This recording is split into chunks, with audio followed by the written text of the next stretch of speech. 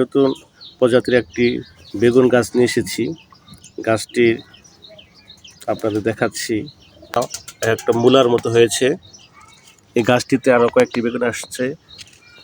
এই দেখেন, আপনারা দেখাচ্ছি গাছ, এই দেখেন এক একটা বেগুন প্রায় 6 সেন্টিমিটার। আর একটা অবাক বিষয় হচ্ছে, এই বেগুনটি দেখেন সম্পূর্ণ হলুদ। একই গাছে সাদা বেগুন, একই গাছে হলুদ বেগুন, গোল কখনো লম্বা। এখানে জোড়া বেগুন হয়েছে দেখেন, লম্বা হলুদ সাদা।